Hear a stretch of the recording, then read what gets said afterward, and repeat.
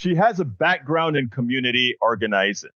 In college, she was a student body president of the University of Houston, where she organized for DEI programs in the wake of the BLM movement. Many of those reforms have now been rolled back because of her fascist state legislature. Now she is organizing the TEA takeover and against anti-immigrant legislation like SB4.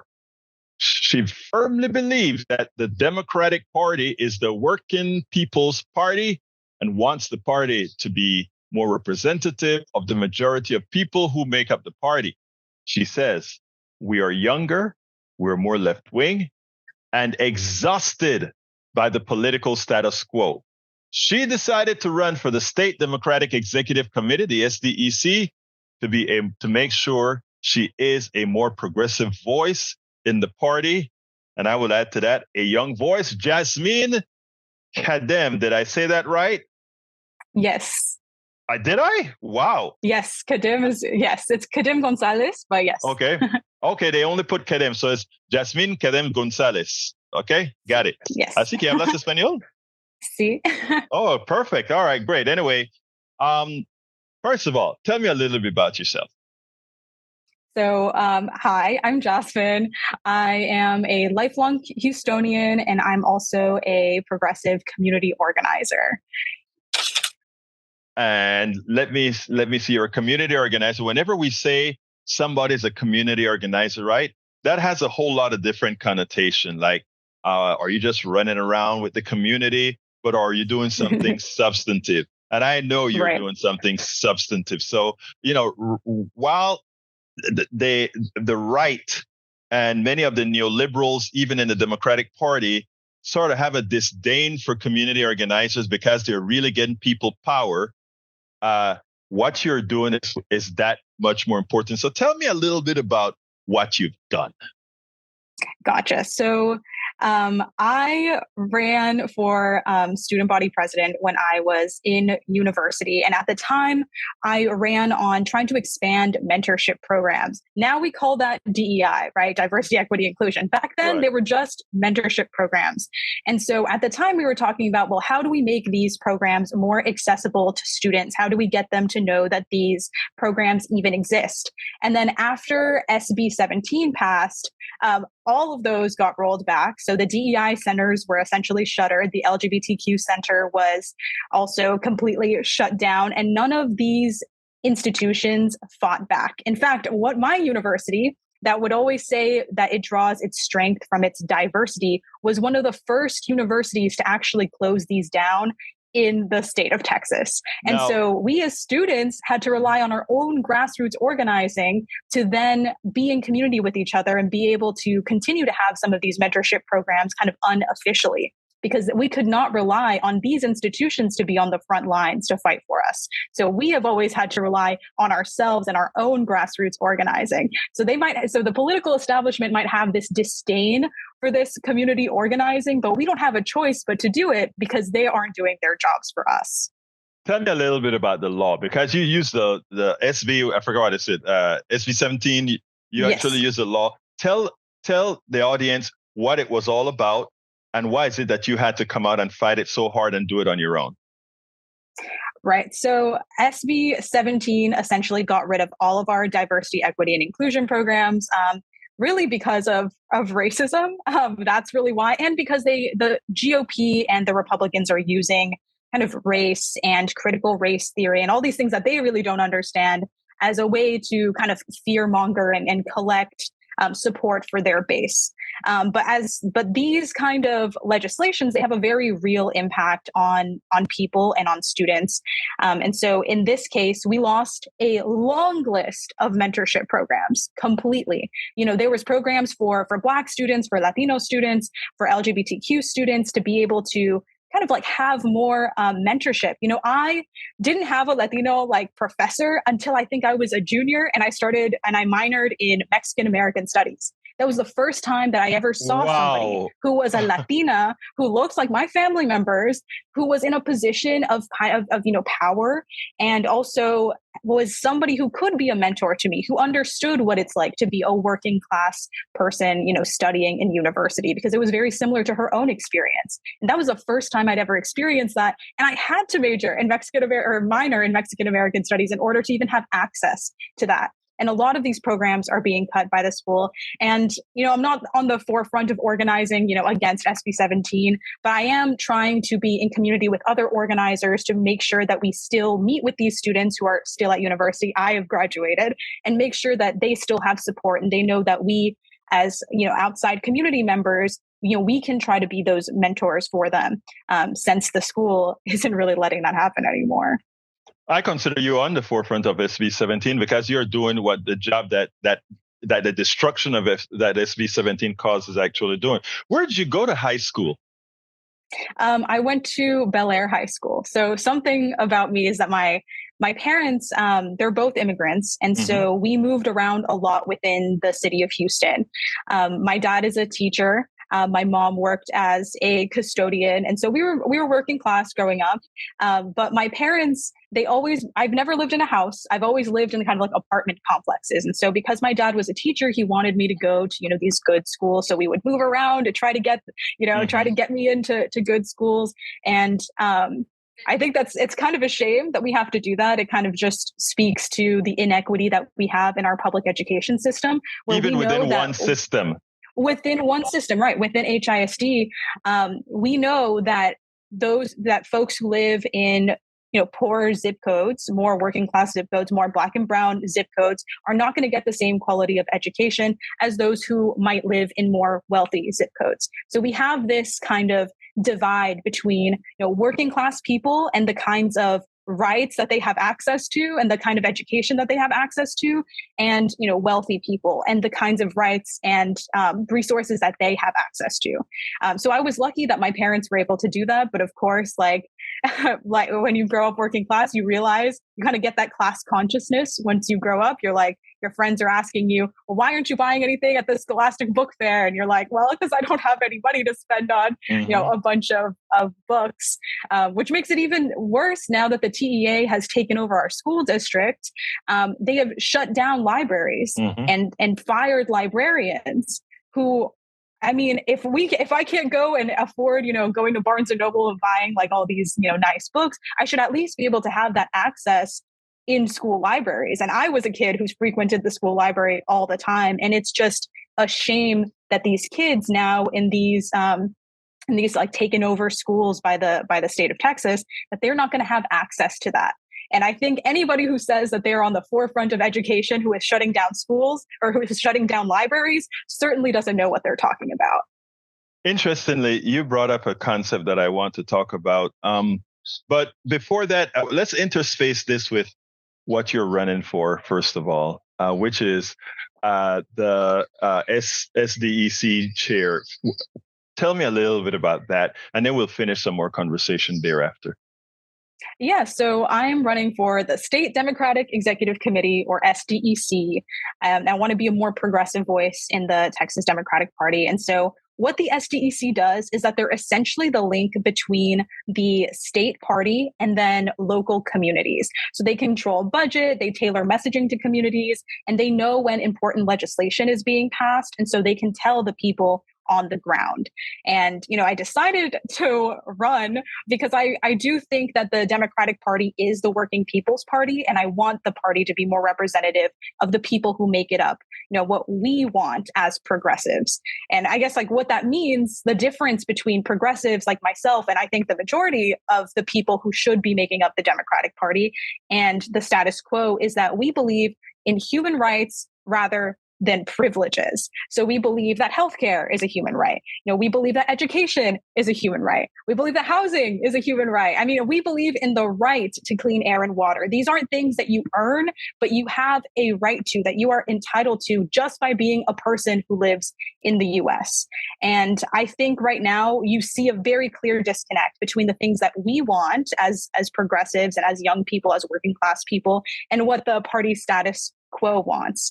And the problem with that is that if we want to fight back, as the Democratic Party does, against this rising tide of fascism in not only our city and our state, but across the country, then we have to make sure that the Democratic Party is the working people's party, because we don't have another choice, because we will lose that fight if we don't prepare for it, if we don't change the party and make it more progressive. One of the things that a lot of the older folks don't get in the progressive movement, those of us that are older and progressive, we know it because we've been preaching this for decades. But a lot of times they hear all that you've just said, and they think what you want is a whole, you want to have a population of freeloaders. That isn't the case, is it? No, not at all. I think, there is this weird misconception that if you give people healthcare, or if you give people a living wage, then they're not going to work anymore, which is ridiculous because, more affluent folks, they have a lot, yet they're still working. Because it's not about, people aren't going to just stop working once their basic needs are met. Like, people want to continue to work because it gives them a sense of, satisfaction and purpose. Exactly. And then they also, some people might want to travel all over the world and work a little bit harder so they can afford to travel, or so they can afford to even have a family. I mean, the Republicans like to always talk about how, young people don't want to have children. Well, young people, I don't know if I'll ever afford a house. To be fair, my parents never afforded a house. I don't know if I'll ever be able to afford a house. I don't know if the rest of Gen Z is ever going to be able to afford a house, let alone afford to have children. And so really, if they want to fix some of our problems, maybe it's time to start giving us, paid vacation and paid sick leave so we can actually spend the time with our families. Right now, they just want us to work until we die, work for somebody else to get rich until we die. And I don't think that's a fulfilling life for us. And I don't think that that's a way that we can make our society, a better one, a more equitable one. What I love about Gen Z is you're not scared to tell the truth. And it is amazing. You made one statement there that is the economic centralization of everything that I believe in. You work for somebody else to make the profit. And then they say our economic system is based on the one who produces the most, the one who innovates the most is the one who profits the most, when in our economic system, that's not the case. 100%. I mean, we saw it in the pandemic, right? Yes. Who are the essential workers who our society relied on for it to function?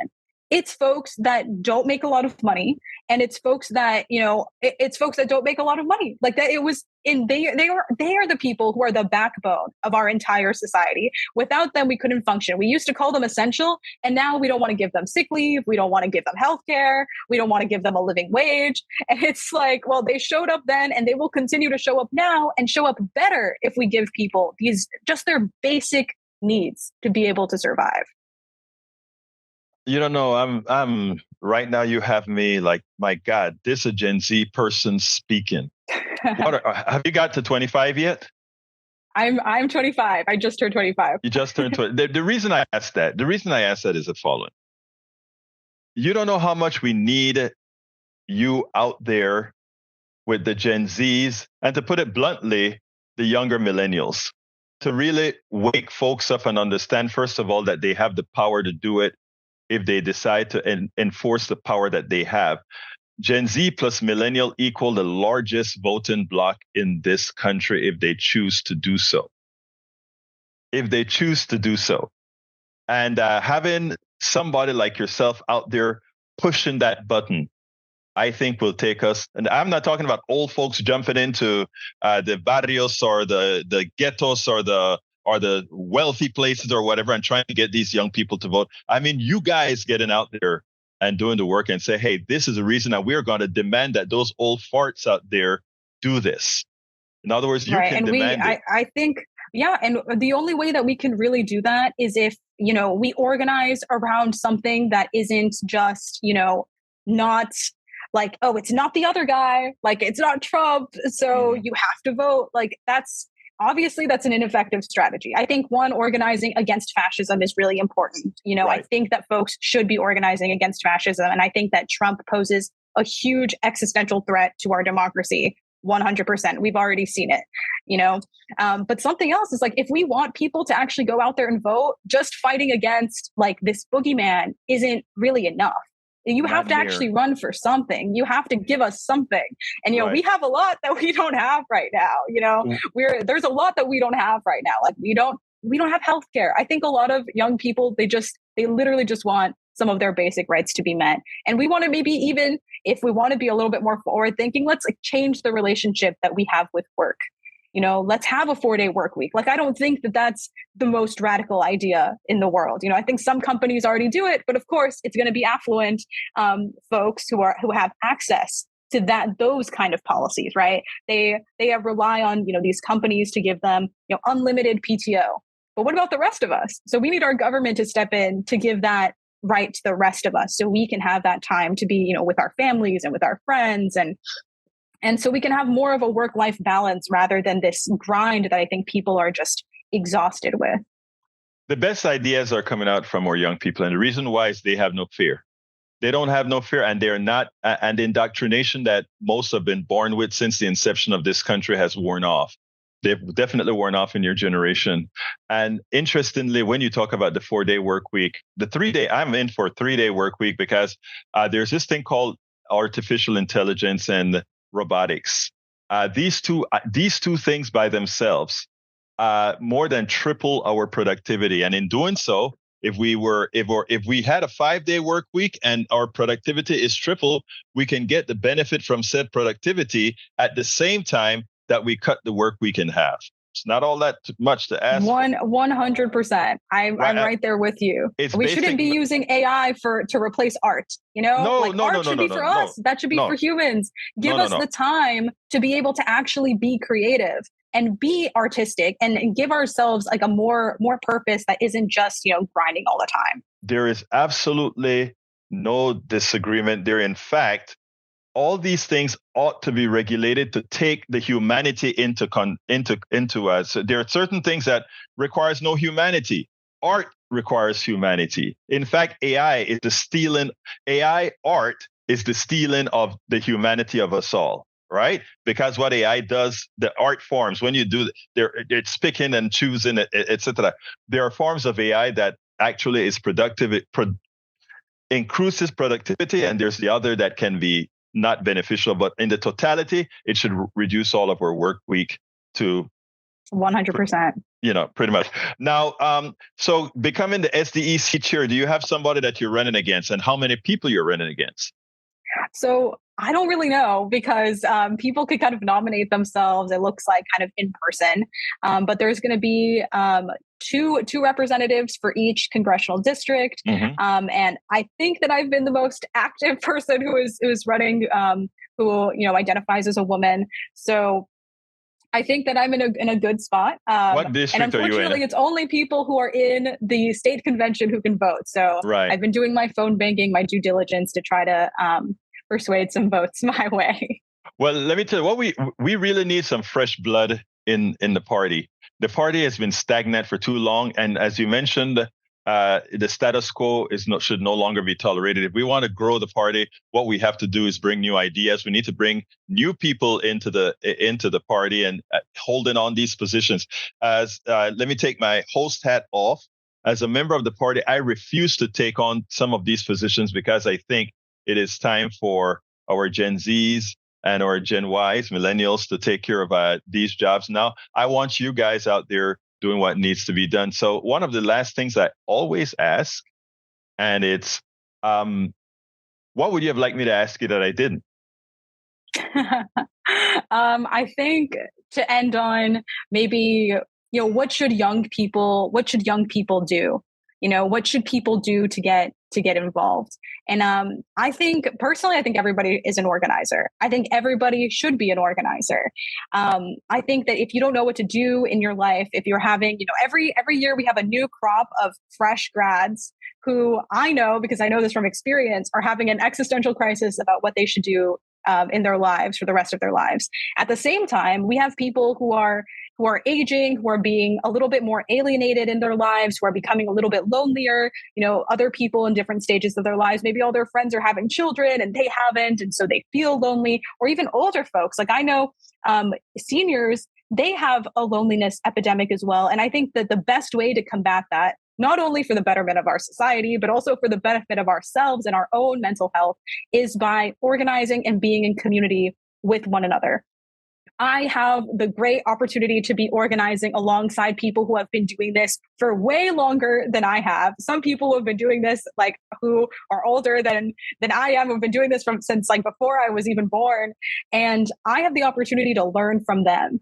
And they're the ones who give me the confidence to even be out there and be an organizer and find my voice and, not be super shy. And it's because of them that I'm able to really do this work. And so I rely on them very heavily. And I think that I think that everybody should try to be an organizer, find an organization. It doesn't have to be, within a political party. It can be an organization that, organizes outside of party politics, but maybe is still politically inclined. I think everybody should join a political organization. But even if it's not that, even just volunteering, finding something in your community that is wrong, and then finding other like-minded people who want to help solve it. I'm so lucky that I've been able to be in community with other people. And now, I don't have an existential crisis anymore, because I know it doesn't matter really what I do as a job, because my purpose is to try to better the society that we live in alongside all of my fellow community members. And I think that's a very empowering thing for folks to do. So I encourage anybody, not just young people, but in any stage of your life, to try to get involved and use, your free time to solve the problems around us. Jasmine Khadem Gonzalez, it's been my pleasure, folks. We need SDEC chairs like this. This is the kind of person that's going to revolutionize the party and put the party where it needs to be. It's been my pleasure to have you on Politics Done Right. Thank you so much. I've really appreciated this conversation. It's so nice talking to you. We spend a lot of time deconstructing the news, trying to parse it into a form that everybody can understand. We try to find those little nitpicks where it flies above the fray, etc. If you really like these videos that we do, I want to ask a big favor. Please go ahead. Number 1, subscribe to our channel. And number 2, please join if you can. Thank you so kindly for watching. Keep watching. Please remember to share. We must populate the entire internet with our progressive message, a message that we know is what most Americans say that they want. So help us, please join.